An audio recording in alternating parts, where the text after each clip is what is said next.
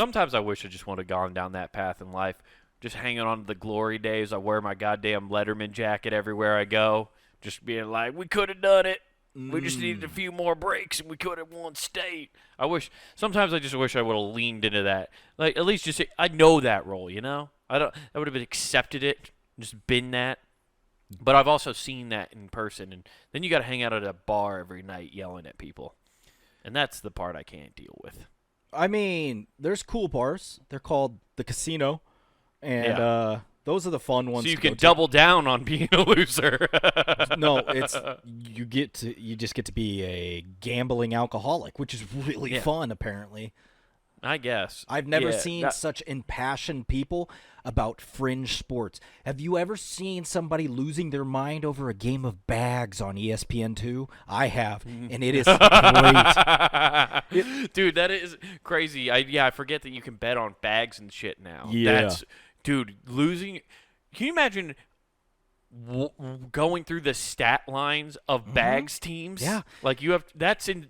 No. If you wait, next time it happens, I have to have you come down because I did it last year. So every year, ESPN pays homage to dodgeball and brings back and does the Ocho.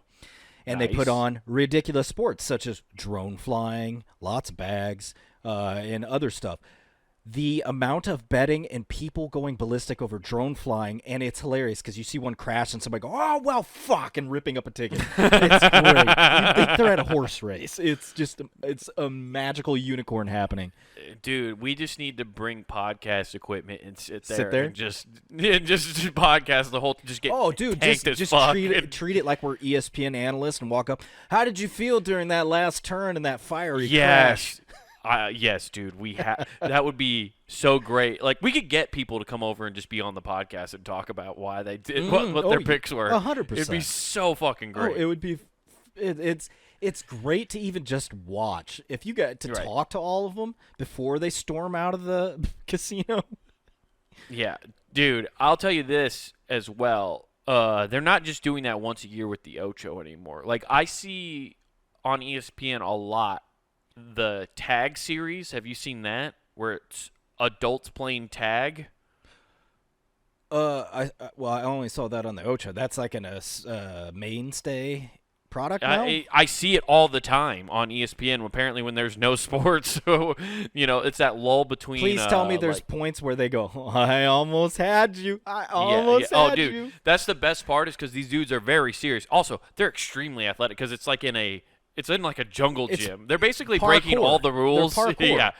Yeah, it's parkour meets tag, and they're breaking all the rules they told you not to do at recess, which is don't play on the play equipment like that. Can you physically assault the other person, like dodge them, take their face, and just cram it into like a metal construct and be like, well, you're not supposed to touch them. You can't touch. Well, or you're not supposed to if you're the other person. So you're not supposed to get touched. I'm thinking there's like a flag involved. There's not. No, this is tag, dude, straight up. Where's the ollie oxen free zone? Dude, I saw one dude get just face full of a fucking pipe when he dove through the area. Did the other guy straight up Call of Duty teabag him? Just bend over and Dude, but the shit talking's the best part. That's my favorite part too of the bags tournaments is when these guys talk shit. But the tag ones are great because they'll evade the other guy for it's only like 30 seconds or not even that. It's like 20-second rounds, right? Okay. And then you're like they're moving around and then they'll switch or whatever. I don't know the full thing. I've just watched it a handful of times, and they'll go to tag the guy, and if he misses or whatever, and the buzzer goes off, the guy will turn around and be like, can't catch this. And then they does a hammer dance. Can't touch this. Dude, it's hilarious. It's the same thing with the guys getting pumped about bags though too. Like when those dudes hit like a big fucking toss, just let's go. Yeah, dude. It's so weird to see. I can't wait. But at the same time, I've gotten that pumped at a fucking tailgate. I made a sales pitch to ESPN to start a new sport. My team would be legit because I'm bringing over like Bobby Lashley, Brock Lesnar, and all these big dudes, and we're gonna play Red Rover.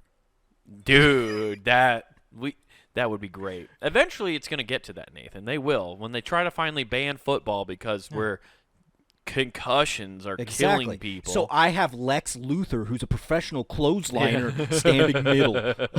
Nah, he's in a wheelchair now. He can't do that. With modern-day steroids, he'd stand again. Miss Elizabeth put him in a wheelchair. Well, that's what you get for leaving Yeah. Macho Man. Yeah. I'm coming, Elizabeth. It's Yeah. But yeah, that will be a good. You should pitch that to ESPN. They'll probably do it, Nathan. I mean, Dana White bought a fucking slap boxing league, for Christ's sake. I mean, they're buying anything these days. No, I honestly think the more chance you have at concussion, the more money you can make short term. Like people want to watch violence. So the that Stone Cold movie where they just kill people for fun and you place bets on the victor, like The Condemned? yeah, Yes. I mean if they did that for realsies, they'd make a ton of Nathan, money. they do that. It's called the dark web. you can watch that stuff. It's there. Oh, I thought you were gonna say somewhere. You just got to use I thought you were Bitcoin. I thought you were legit gonna name a country. It's like, yeah, they do. Turkey. Yeah. Palestine, weirdly enough, that's what Israel really has a problem with. Yeah, exactly. They call it the Holy Games. The holier your opponent, the deader they are. It's both Yeah. a play on words in multiple fronts. Hell yeah. But yeah, well, one of these days we'll come up with a cool sports league, and then we can make money off of it and make degenerate gamblers lose their livelihoods for it. It's pretty cool though. Yeah. I've never had more fun because I've never understood sports betting, but sports Never. betting watching. It's great. Yeah. It's just like when you're at the craps table and you see the dude putting down his like rent money. I understand that. Oh man, I love it. I get free drinks and get to watch depression happen. Yeah. You ever watch a spiral happen in real time? Yeah, exactly. The biggest bet of the night is, does he survive the night? Yeah. Yeah, I remember me and you wanted to, when we were in Vegas, wanted to go to the sports book and maybe put down money on a couple games. We're like, let's go do that. And then we looked at the board, and I turned to you thinking, It was I don't in know, 'cause Sanskrit. you listened. I don't know what the fuck any of this means. Yeah, me either. And that's Does that mean it's the 8 points? And they're like, no, that means that. I'm like, Yeah. Well, and because you listen to so many sports podcasts and sports betting's become so prevalent, I figured you probably knew a little bit more about they it don't than I talk did. So about I was that. like, They do. what do you know? They do here's the line, here's this, and I'm like, Yeah. I know what these words. I know what they indicate is, hey, that team's favored, this team's not. But I don't understand what it means. Like, hey, okay, Miami's playing Cincinnati. Miami's negative 250. It's like, what the fuck does that mean? Like, are they Right. the Titanic submersible? They're just gonna fucking implode. Yeah. For sure. Yeah, I don't want to know. It's one of those things I've stayed away from learning how to do, so that way I don't know how to do it and don't waste money on it. Yeah. Like I got my couple times a year I go to the casino and roll dice. That's about it. Yeah. And then they kick me out because they're loaded. So Yeah. They kick me out because they don't like my system. I put the dice on my ass and I shoot them out. yeah, dude, that line always hits. Yeah. They're like, he's putting poo on the dice.